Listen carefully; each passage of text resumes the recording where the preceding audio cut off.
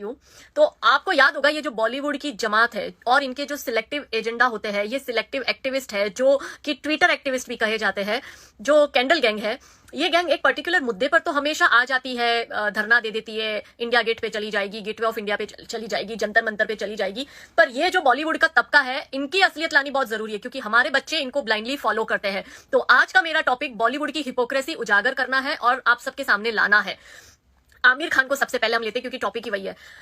एक जमाना था तब मैं आमिर खान की फैन थी, मुझे उसकी एक्टिंग बड़ी पसंद आती थी। लेकिन फिर जब हमने देखा धीरे धीरे कि सत्यमेव जयते में उसकी हिपोक्रेसी दिखाई दी, मुझे कहीं ना कहीं लगने लगा कि ये बंदा अपना एक अलग ही एजेंडा चला रहा है। सत्यमेव जयते की बात कहने वाला, वो एजेंडा चलाने वाला आमिर खान हिंदुओं को तो हर बात पर रोकता टोकता दिखाई देता है, पर पहले अपनी कौम को तो तुम सुधार लो, अपनी कौम को तो संभाल लो। ये तो ऐसी बात हुई कि माँ अपने बेटे बिगाड़ रही है और पड़ोसी के बच्चे को नसीहत देती है कि तेरे बच्चे को सुधार, तेरे बच्चे में ये कल्चर नहीं है, तेरे बच्चे में वो कल्चर नहीं है, तेरे बच्चे में ये मैनर्स नहीं है, तेरा बच्चे को ये तमीज नहीं है। तो ये वाला आमिर खान वाला सीन ऐसा ही है कि ये हिंदुओं को तो बड़ी नसीहत देते हुए दिखाई देते हैं, पर इनकी ही कौम में ये जो जाहिल जमाती जो जाहिलपन कर रहे हैं हमारे देश में, हमें ये भी पता है कि कोरोना स्प्रेड करने में इनकी जमात का बहुत बड़ा हाथ है। भुगत भी इनकी जमात ही रही है, वो एक अलग बात है। आमिर खान की बीवी को अखलाक का जब लिंचिंग होता है तो उसको हिंदुस्तान में रहने से डर लगता है। पूरी गैंगअप होकर अवार्ड वापस करने आ जाती है। ये आमिर खान और इसकी बीवी को अब इंटॉलरेंस नहीं लगता है, अब डर नहीं लगता है, जबकि अब तो ज्यादा डरने की जरूरत है, क्योंकि इनकी जो जमात है एक से दूसरे में स्प्रेड करते करते हमारे देश का आंकड़ा 16,000 तक ले आई है इनकी जमात। तो क्या अब आमिर खान और उसकी बीवी को डर नहीं लगता? नंबर 1। नंबर 2, आमिर खान की हिपोक्रेसी के जिस बबीता फोगाट और फोगाट सिस्टर्स पर इसने अपनी दंगल मूवी बनाई और उससे करोड़ों रुपए कमाए, ये आमिर खान 3 दिन से बबीता फोगाट को सोशल मीडिया पर इनकी पूरी जमात इतना परेशान कर रही है, एक लड़की को जिसने देश के लिए गोल्ड मेडल, सिल्वर मेडल, पता नहीं कितने मेडल जीते हैं, देश का इतना नाम रोशन किया, उस बबीता फोगाट पर पिक्चर बनाकर आमिर खान 2100 करोड़ रुपए कमाता है। हम हिंदुओं ने कमा के दिए। इन लोगों की तो औकात ही नहीं है पंचर छापों की कि इनको पैसे कमा के दे दे आमिर खान जैसों को, तो हम हिंदुओं ने कमा के दिए। और ये बबीता फोगाट पर एक शब्द आके नहीं बोलता है। इसकी हिपोक्रेसी देखो कि इसको लेके पिक्चर बनाता है और बबीता फोगाट के डिफेंस में बिल्कुल भी नहीं आता है। क्या अब इसकी आमिर खान की बीवी को डर नहीं लग रहा है कि देश में एक महिला खिलाड़ी के साथ, जिसने देश का इतना नाम बनाया बढ़ाया, उस महिला खिलाड़ी को इनकी पूरी जमात 3 दिन से सोशल मीडिया पर परेशान करके रखी हुई है, उसको धमकी आ रही है, उसको फोन कॉल्स जा रहे हैं, उनको जान से मारने की धमकी आ रही है। तो क्यों अब आमिर खान और उसकी बीवी को डर नहीं लगता? नंबर 3, शाहरुख खान।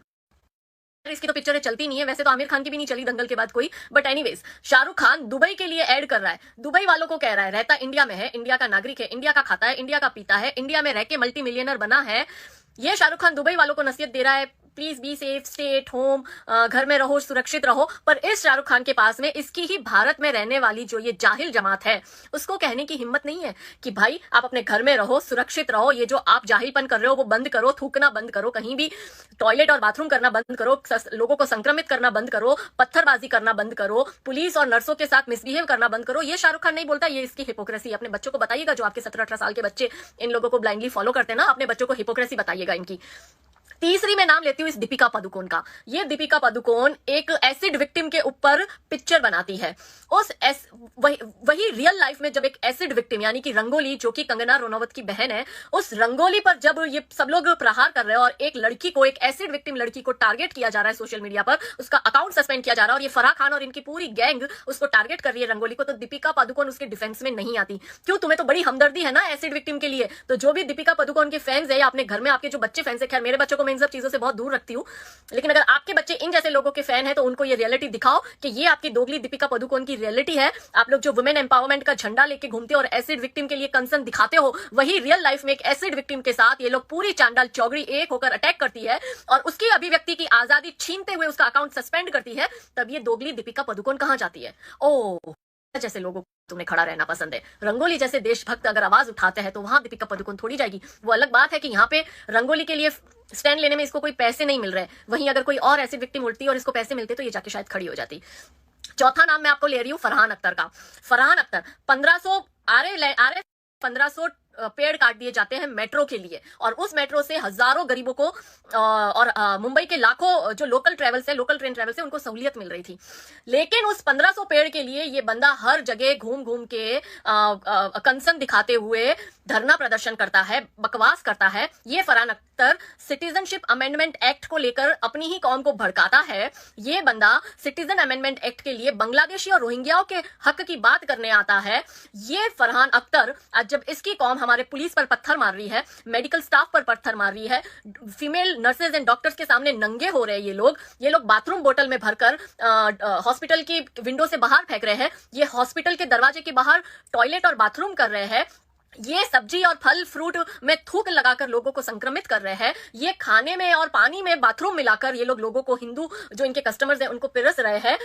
ये लोग अपनी कौम को नसीहत नहीं दे रहे हैं। मौलाना साद 20 दिन से ऊपर हो गया छुपा हुआ बैठा है, वो भगौड़ा मौलाना साद, जिसको पता था कर्फ्यू है, सब कुछ बंद है, लेकिन इसने जमात को वहां इकट्ठा किया और बाहर से विदेशी बुलाए, बांग्लादेशी, रोहिंग्या, और खत्म होने के बाद उनका काम था वो डायरेक्ट एयरपोर्ट से अपने गंतव्य तक निकले, पर नहीं, वो भारत की लोकल ट्रेन, लोकल बसों में ट्रेवल कर हर जगह पूरे इंडिया में इन लोगों ने संक्रमण फैलाया, पर फरहान खान अपने मुंह में दही जमा कर बैठा था।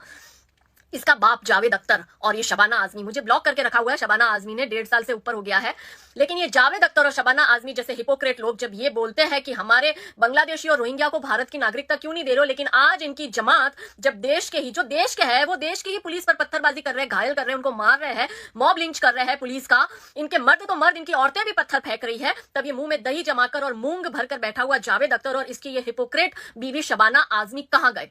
पूछिए इन लोगों से आप सवाल। ये महेश भट्ट, पूजा भट्ट और ये आलिया भट्ट की, इन लोगों की ये फैमिली की गैंग, और जिसमें ये सोनी राजदान, आलिया भट्ट की मां, और महेश भट्ट की पता नहीं कौन से नंबर की बीवी, क्योंकि ये लोग इतनी रखते हैं कि इन्हें नहीं पता इनकी कितनी बीवियां होती है। इन लोगों ने, ये सोनी राजदान ने 26/11 अटैक पर, अभी 26/11 गई थी, तब इसने अजमल कसाब के फेवर में ट्वीट किया था और ये आतंकवादी के लिए दया दिखा रही थी। ऐसे लोगों की मानसिकता कैसी होगी आप सोचिए। इन लोगों का जब तक आप लोग आर्थिक बहिष्कार नहीं करेंगे ना, लेट मी टेल यू, जब तक आप आर्थिक बहिष्कार नहीं करेंगे, इन लोगों की पिक्चरें देखना बंद करो, ये जिस चीज को एंडोर्स करते हैं, जो भी एडवर्टाइजमेंट में आते हैं, उसको खरीदना बंद करो, उसकी कंपनी को ट्वीट करो कि हम लोग बॉयकॉट करते हैं। अगर आप इन लोगों को एंडोर्स करेंगे तो हम वो चीजें नहीं खरीदेंगे। जब तक आप ये चीजें शुरू नहीं करेंगे, ये नहीं होने वाला। मुझे इस वक्त 1700 लोग देख रहे हैं, मैं उनसे यही गुजारिश करूंगी कि प्लीज स्ट्रांग बन जाइए। मैं सेक्युलरवाद बहुत ज्यादा मानती हूं और उसका मैंने बार बार प्रूव किया हुआ है, लेकिन सेक्युलरिज्म सिर्फ ये नहीं सिखाता कि आप एक समुदाय विशेष की हर एक गलत हरकतों पर पर्दा ढको और दूसरी मेजोरिटी को आप हर बात में टारगेट करो। नसरुद्दीन शाह, इसको डर लग रहा था हिंदुस्तान में, अब ये मुसलमान, इनके भाई जो पूरे हिंदुस्तान में कोरोना संक्रमण फैला रहे हैं, हर जगह घूम रहे हैं, मस्जिद में छुप रहे हैं जाके, अपने आप को ये लोग बाहर नहीं ला रहे हैं, ये संक्रमित, इतना ज्यादा संक्रमण इन्होंने फैला दिया। अब नसरुद्दीन शाह को और इसकी बेटी को और इसके बच्चों को डर नहीं लगता है? कुणाल कामरा, अनुराग कश्यप, अनुभव सिन्हा, ये नमूने ट्विटर पर आप लोगों को हर वक्त, ये लोग ट्विटर एक्टिविस्ट हैं, इनके पास कुछ काम धंधा है नहीं, ये बकवास करते हुए आपको दिखाई देंगे। इन लोगों की पिक्चरें तो चलती नहीं, अभी नेटफ्लिक्स पे सीरीजें बनाया करते हैं, मैं वो भी नहीं देखती हूँ इनकी। इन लोगों का जब तक आप बॉयकॉट कर इनको इनकी औकात और इनकी जगह नहीं बताओगे ना, ये सुधरने वाले नहीं। ये सब अभी मुंह में दही जमा के बैठे। एक ट्वीट करना तो छोड़ दो, इन्होंने एक शब्द भी नहीं लिखा तबलीग की जमातियों पे, बल्कि इन लोगों ने उल्टा बबीता फोकट को अटैक कर दिया, जबकि बबीता फोकट ने सिर्फ इतना ही लिखा था फोकट ने कि तबलीग की जमाती आज भी हमारे देश में नंबर 1 पर बने हुए हैं कोरोना फैलाने में, सिर्फ यही लिखा था। इसके बाद सोनम कपूर, ये सो कॉल सारी फेमिनिस्ट आ गई, अक्ल इनमें रत्ती भर की नहीं है, राई जितनी अक्ल नहीं है। ये सोनम कपूर, सोनाक्षी, तापसी, रिचा चड्डा, ह्यूमा कुरैशी, श्रद्धा कपूर जैसी सारी सो कॉल्ड एक्टिविस्ट हाथ में तख्ती लेकर I am ashamed, I am Hindustani, #temple Asifa के वक्त आपको दिखती है, पर यही सारी सो कॉल्ड फेमिनिस्ट को अब शर्म नहीं आती है कि ये अब एक तख्ती लेके खड़ी हो जाए, #तबलीग की जमातियों का लिखकर आई एम अशेम्ड लिख दे? नहीं करेगी, क्योंकि ये वही चीज करती है जिसका इनको पैसा मिलता है। पैसे के लिए इतनी हद तक गिर सकती है जिसका आप अनुमान नहीं लगा सकते, पर क्योंकि यहाँ पे इनके एजेंडे सेट नहीं हो रहे और सऊदी से अब इनको पैसा इस चीज के लिए नहीं आ रहा है, इसलिए ये लोग बकवास नहीं करेगी। ये बकवास तब करती है जब इनको एजेंडा हिंदुओं के अगेंस्ट चलाना होता है, लेकिन नजर के सामने जब सब मुसलमान ऐसी चीजें, ऐसी हरकतें कर रहे हैं, कॉपरेट नहीं कर रहे हैं एडमिनिस्ट्रेशन को, पत्थरबाजी कर रहे हैं पुलिस पर, नर्सों पर, डॉक्टर जिसको हम भगवान कहते हैं उन पे, तब ये एक चीज बोलती हुई नहीं दिखाई देती। और अगर हम इनको इनकी औकात और इनकी असलियत दिखाते हैं ना, इनके पुराने ट्वीट्स का स्क्रीनशॉट भेज के, तो ये सडनली आके सती सावित्री बनेगी, हिंदू मुस्लिम मत करो, हम सेक्युलर है। मतलब ये जब बोलती है तो वो सेक्युलर है, और हम जब जवाब देते तो हम कम्युनल हो जाते हैं। इनकी हिपोक्रेसी पर मतलब सल्यूट करना है, इतनी हिपोक्रेट से आप इनकी पिक्चरें देखना बंद करिए। इसके बाद में ये रणबीर कपूर, वरुण धवन और आयुष्मान खुराना जैसे छुटपुटिए ट्वीट करके निकल जाएंगे। ये भले इनके इसमें सम्मिलित नहीं होते, इनके पूरे एजेंडे में या तख्ती गैंग की पूरे कैंडल मार्च में या इनके आंदोलन में, पर ये लोग इनके फेवर में इनको बैकअप फेवर देते हैं। रणबीर कपूर, आयुष्मान, हमारी लड़कियां तो है बेवकूफ, रणबीर कपूर ओ चॉकलेटी बॉय करके मूर्ख, लड़कियां हमारी इनके पीछे पागल हो जाती है। अच्छा, रणबीर कपूर इनको सपोर्ट कर रहा है, मतलब सही होगा। अच्छा, रणबीर कपूर दीपिका पादुकोण को कन्हैया के साथ खड़े रहने में सपोर्ट कर रहा है, oh then we should support them. तो फिर ये सारी राइट विंग गैंग गलत है और रणबीर कपूर और इनकी पूरी गैंग सही है। वरुण धवन है, श्रद्धा कपूर है, आयुष्मान खुराना जैसे लोग ये सब इनके पीछे से इनको सपोर्ट करते हैं।